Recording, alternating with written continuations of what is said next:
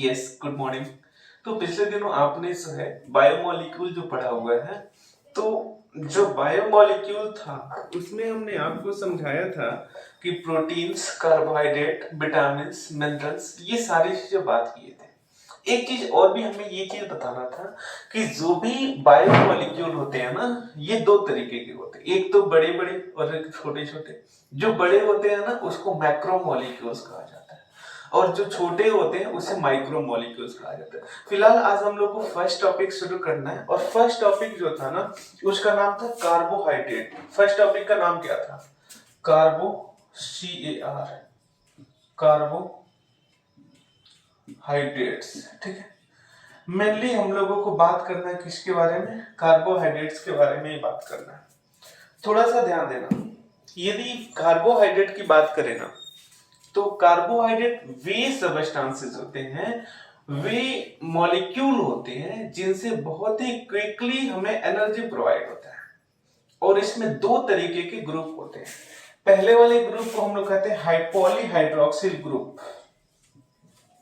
Hydroxyl group. और दूसरा जो ग्रुप होता है ना उसे हम लोग कहते हैं कीटोनिक ग्रुप। कीटोनिक ग्रुप को हम लोग कहते हैं C++O, और हाइड्रोक्सी ग्रुप को हम लोग कहते हैं OH ग्रुप। ठीक है, इसमें एक और भी ग्रुप लगा रहता है जिस ग्रुप को हम लोग कहते हैं एल्डिहाइड ग्रुप।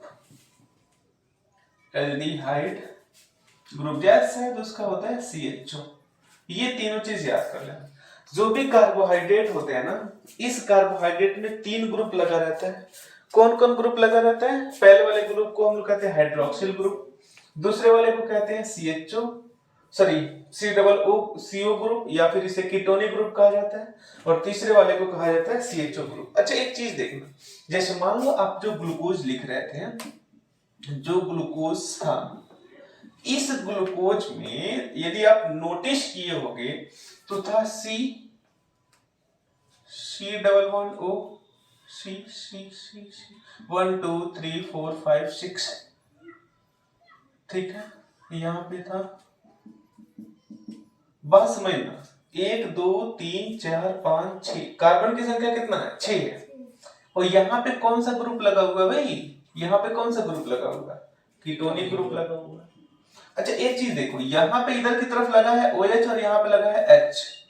इधर की तरफ लगा है OH और इधर की तरफ लगा है H। तो बताओ ये कौन सा ग्रुप है?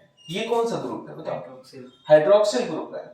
यहाँ भी है H, इधर की तरफ क्या है? OH। ये कौन सा ग्रुप है? हाइड्रोक्सिल। तो हाइड्रोक्सिल ग्रुप जो मौजूद है ग्लूकोज में या फिर कार्बोहाइड्रेट में, वो बहुत ही ज्यादा संख्या में, इसीलिए इसे हम लोग कहते हैं पॉलीहाइड्रोक्सिल ग्रुप। ध्यान में रखना, यानी कार्बोहाइड्रेट में सबसे ज्यादा क्या मौजूद होता है? पॉलीहाइड्रोक्सिल ग्रुप मौजूद होता है। ठीक है, इतना चीज है, आप नोट कर लेना।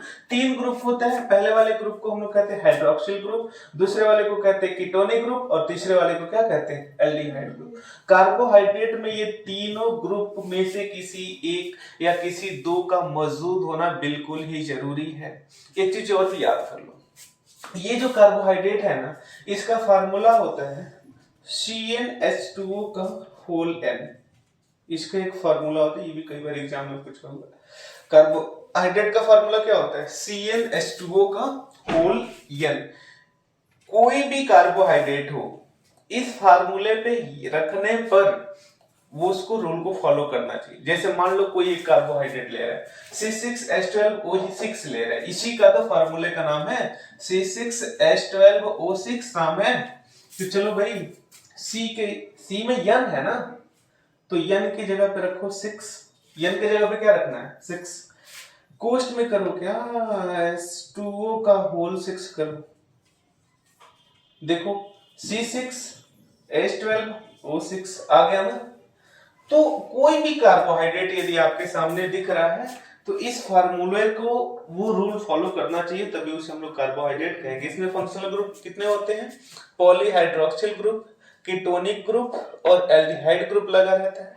साथ ही साथ वो यदि कार्बोहाइड्रेट है तो इस फार्मूले को, वो रूल को फॉलो करना चाहिए, CnH2O का होल n, CnH2O का whole n, where is n is equal to number of carbon atom that present in the glucose. n क्या है? n is the number of carbon atom, उस carbon atom की संख्या जो कि glucose में मौजूद है। जैसे देखिए है, यही था ना, n is equal to 6 और ये क्या हुआ H2O का 6। अरे बात समझ में ना? तो कार्बन की संख्या कितना हो गया 6, हाइड्रोजन की संख्या 6 है, लेकिन बताओ 6 दूना कितना हो गया 12, और ऑक्सीजन की संख्या कितना है 6 हो गया। तो ये हो गया C6H12O6। ये तो जनरल कॉन्सेप्ट हम आपको बता रहे हैं कि कार्बोहाइड्रेट होता क्या है। कार्बोहाइड्रेट होता क्या है, तो इससे बहुत ही क्विकली एनर्जी मिलती है। इसमें 3 तरीके के ग्रुप पाए जाते हैं, polyhydroxyl group, ketonic group, aldehyde group, और साथ ही साथ उसे CnH2O का होल n का फार्मूला उसमें होना चाहिए। चलो भाई इतना समझ में आ गया, आगे की तरफ थोड़ा बढ़ते हैं।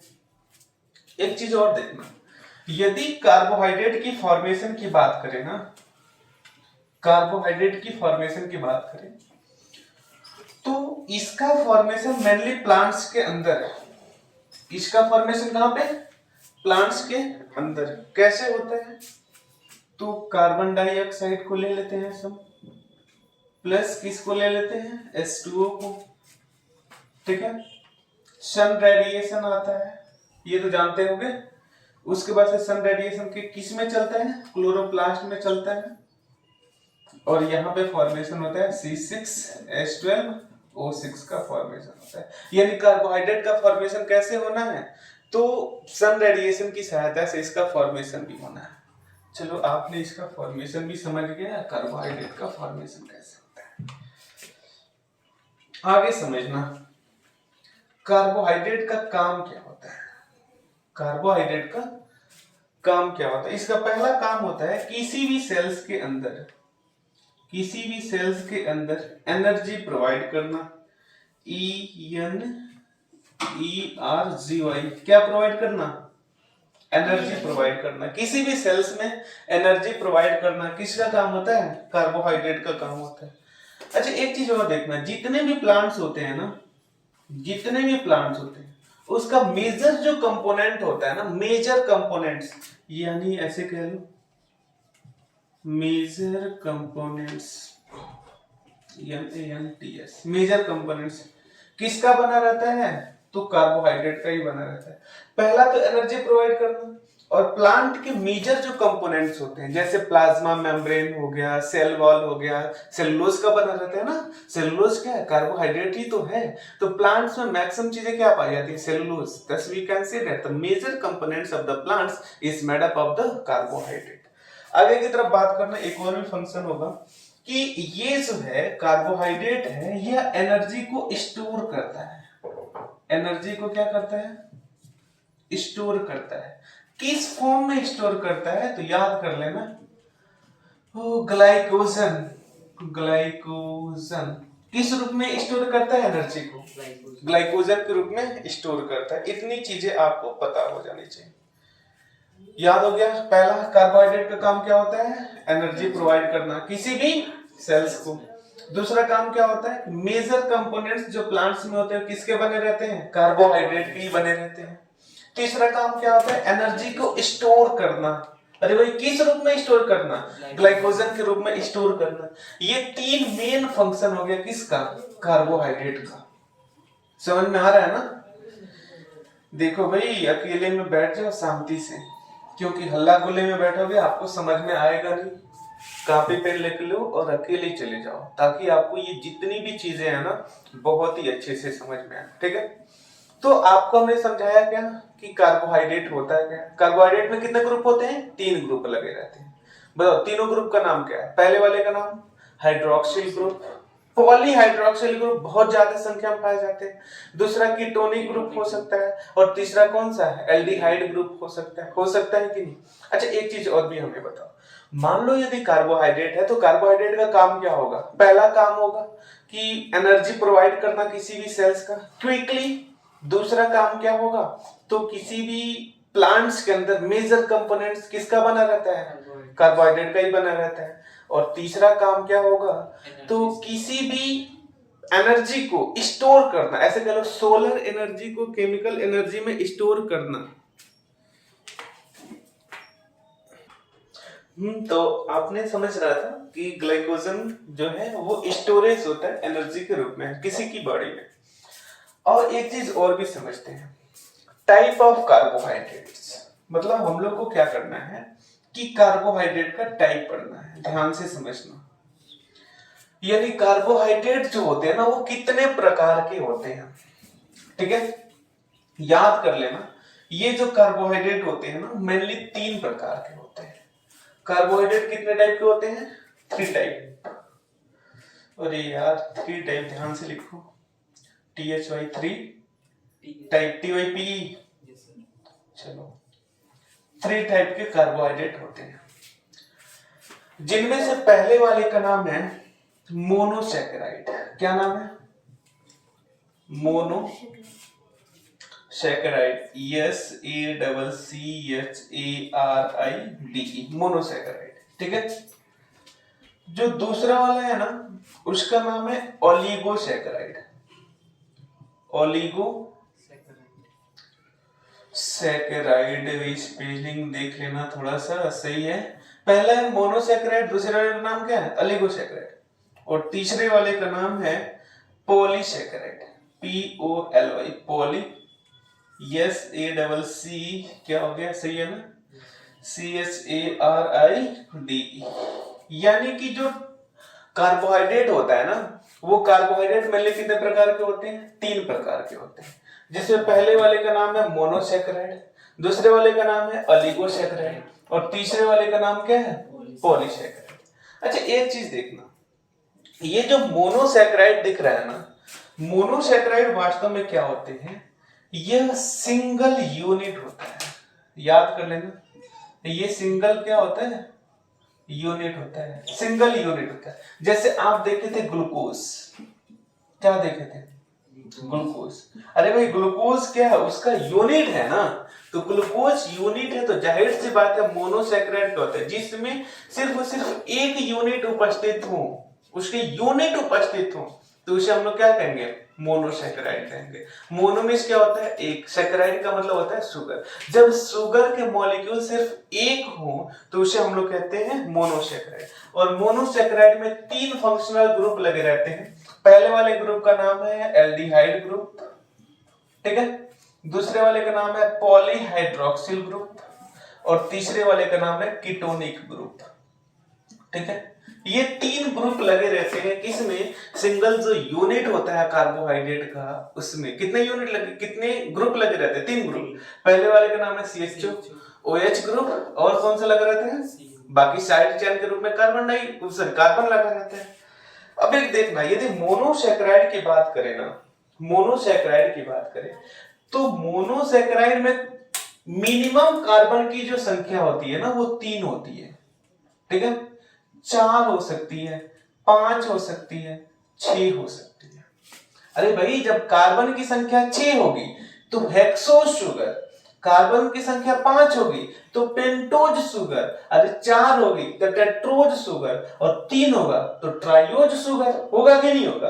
अच्छा एक चीज बताओ, मान लो हेक्सोज शुगर है तो हेक्सोज शुगर का फार्मूला क्या होगा? C6H12O6 ही ना होगा, बताओ, C6H12O6 ही होगा। वैसे ही पेंटोज शुगर में कार्बन की संख्या कितनी हो जाएगी? 5।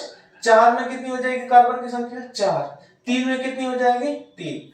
तो 3 जो कार्बन एटम होता है मोनोसैकेराइड का, उसके हम लोग कहते हैं ट्राइयोज। बोलो क्या बोलते हैं?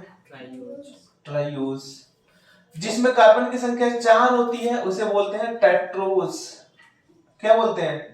टेट्रोज। और जिसमें कार्बन की संख्या 5 होती है ना उसे बोलते हैं पेंटोज, ठीक है। और जिसमें 6 होती है उसको हम लोग बोलते हैं हेक्सोज। आ रहा बात समझ में? क्या कहते हैं? हेक्सोज।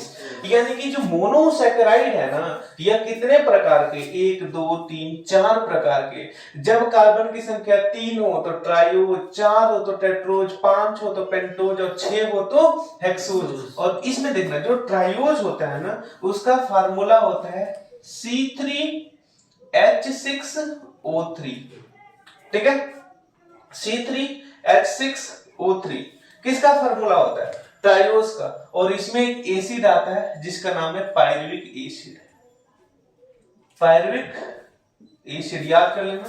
थोड़ा सा यहाँ पे देखो, उस इसमें एसिड आता है जिसका नाम क्या है? Pyruvic acid. जैसे देखो यहाँ पे बना रहे हैं C double bond O, C और C। कार्बन की संख्या कितनी हो गई? 3। इधर की तरफ H OH H OH और नीचे की तरफ हो गया H और यहाँ पे हो गया OH। तो ये आपको जो दिखाई दे रहा है ये क्या है?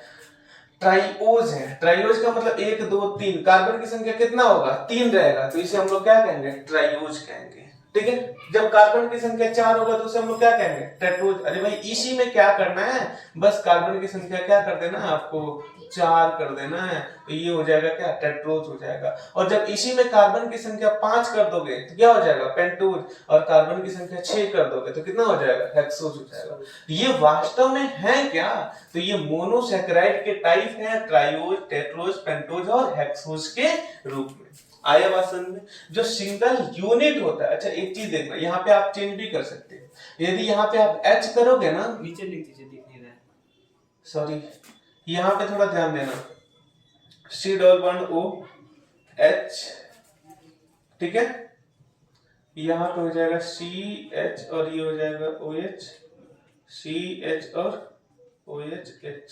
तो देखो 1 2 3, कार्बन की संख्या 3 हो गया, ट्राइओज हो गया।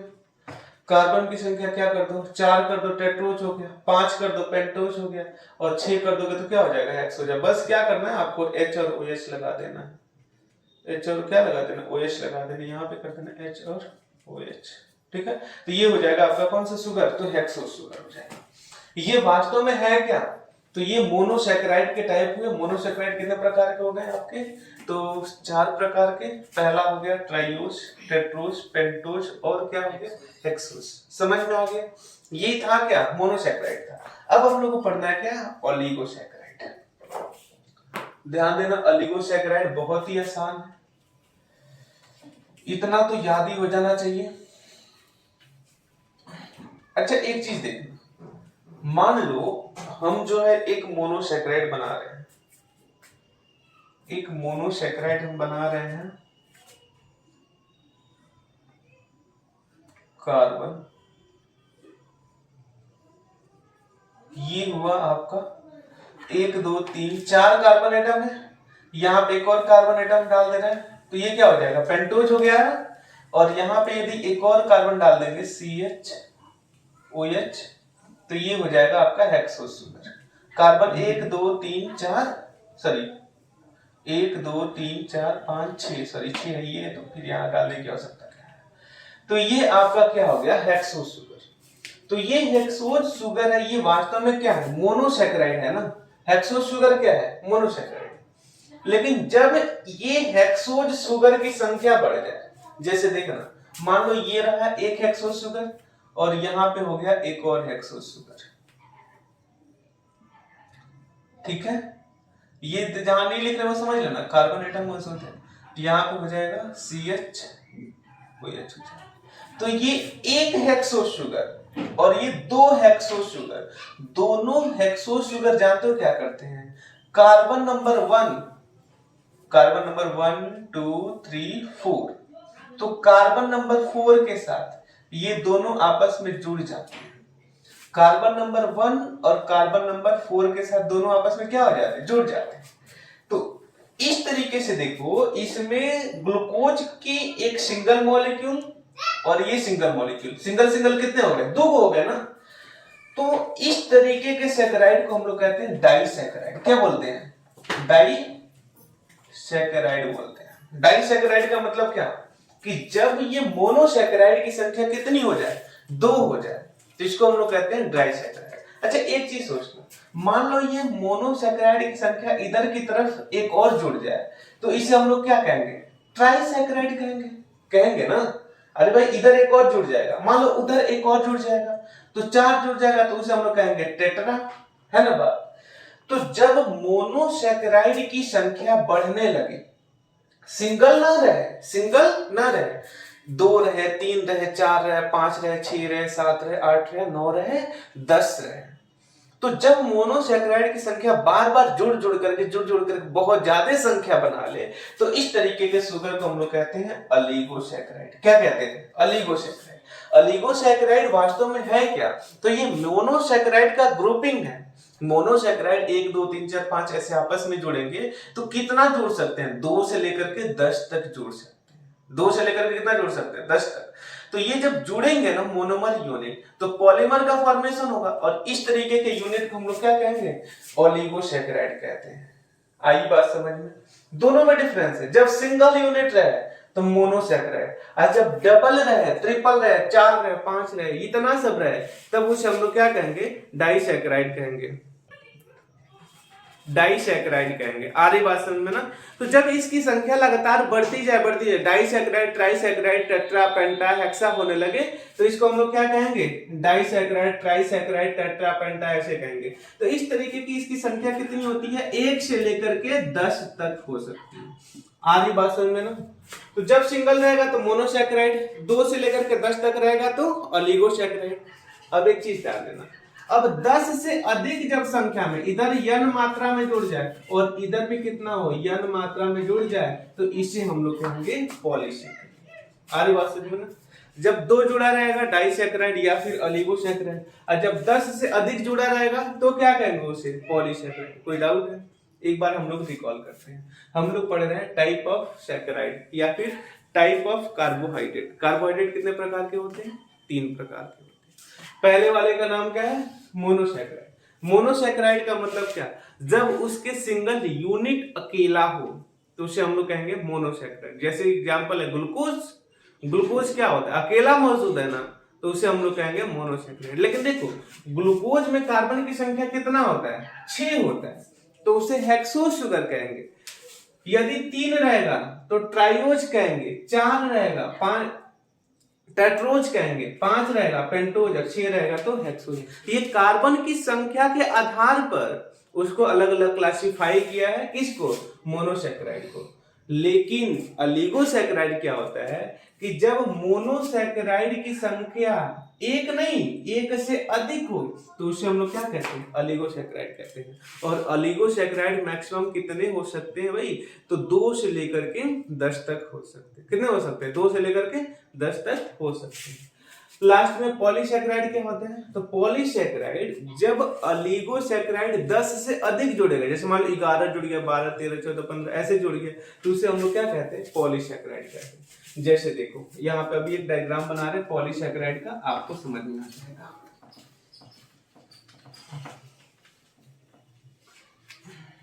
ध्यान से समझना, समझ में आएगा। बहुत ही आसान चीजें हैं। चलो बताना, ये जो यहाँ पे हम बना रहे हैं,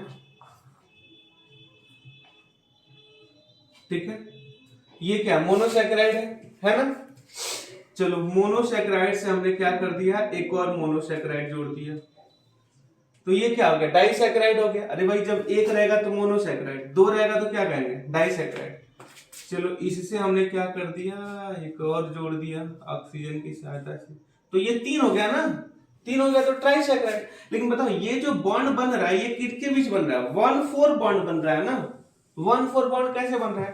कार्बन नंबर 1 2 3 4, तो 4 के बीच में कार्बन नंबर 1 2 3 4, तो ये 1 और 4 के बीच बॉन्ड बन रहा है ना? तो इस तरीके के बॉन्ड को 1,4 ग्लाइकोसिडिक बॉन्ड बोलते हैं। ग्लाइकोसिडिक बॉन्ड बोलते हैं, ठीक है। और इस तरीके से बॉन्ड क्या होता है? बनते चलता है। तो ये हुआ 1 जब रहेगा मोनोसैकेराइड, 2 रहेगा तो डाइसैकेराइड, 3 रहेगा तो ट्राइसैकेराइड। अब देखो ऐसे जब आपस में जुड़ता ही जाएगा, तो बताओ जब इसकी संख्या 2 से अधिक जुड़े और कितना तक जुड़े? इधर 10 तक जुड़े, तो उसे हम लोग क्या कहेंगे? ओलिगोसैकेराइड कहेंगे। क्या कहेंगे? ओलिगोसैकेराइड कहेंगे। अब जब ये 10 से अधिक जुड़ेगा ना इधर, यानी 11 जोड़ सकता है, 12 जोड़ सकता है, 13 14, तब उसे हम लोग क्या कहेंगे? पॉलीसैकेराइड कहेंगे। आरी बात समझ में ना? यानी कि हमने तीनों चीज आपको बहुत अच्छे से समझा दिया। पहला होता है मोनोसैकेराइड जब सिंगल यूनिट हो, दूसरा होता है डाइसैकेराइड जब क्या हो? डबल यूनिट हो, तीसरा होता है डाइसैकेराइड का से डाइसैकेराइड 2 से लेकर के 10 तक मौजूद होता है तो उसे ओलिगोसैकेराइड बोलते हैं। और लास्ट होता है आपका पॉलीसैकेराइड, जब 10 से अधिक होता है तो उसको हम लोग क्या कहते हैं, पॉलीसैकेराइड बोलते हैं। कोई डाउट है इसमें? कोई डाउट नहीं होना चाहिए। आगे की तरफ देखना थोड़ा,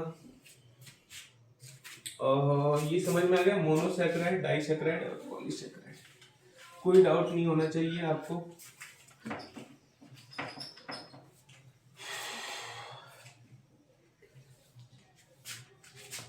देखो ये जो मोनोसैकेराइड होते हैं ना, इसमें एक होता है जिसे हम लोग कहते हैं हेक्सोस शुगर। क्या कहते हैं? हेक्सोस शुगर बोलते हैं। अच्छा एक बात बताना, हेक्सोस शुगर का मतलब क्या होगा? उसमें कार्बन की संख्या कितना होगा? कार्बन की संख्या कितना होगा? 6। और ये जो हेक्सोस शुगर होते हैं ना, 3 प्रकार के होते हैं। हेक्सोस शुगर कितने प्रकार के? 3 प्रकार के। कितने प्रकार के? 3 प्रकार के। पहले वाले का नाम है ग्लूकोज। पहले वाले का नाम क्या है? ग्लूकोज। दूसरे वाले का नाम है गैलेक्टोज, गैलेक्टोज। और तीसरे वाले का नाम है फ्रक्टोज, फ्रक्टोज। तीनों में डिफरेंस देखना। पहले वाले का नाम क्या है? ग्लूकोज। दूसरे वाले का नाम गैलेक्टोज और तीसरे वाले का नाम क्या है? फ्रक्टोज। तीनों में डिफरेंस देखना बहुत ही आसान है, डिफरेंस बहुत ज्यादा टफ नहीं है। देखिए ये जो हम आपके सामने स्ट्रक्चर बना रहे हैं ना, सॉरी, आप भी बनाते रहेंगे तो अच्छा रहेगा, याद भी हो जाएगा बनाते बनाते। देखिए एक आपको क्या करना, ऑक्सीजन, कार्बन, कार्बन, कार्बन, बाकी आप क्या करो, कार्बन। आपको क्या करना है, 1 2 3 4 5 और CH OH लगा दो। कार्बन की संख्या कितना हो गया? 6 हो गया ना। इधर H OH H OH H कर दो।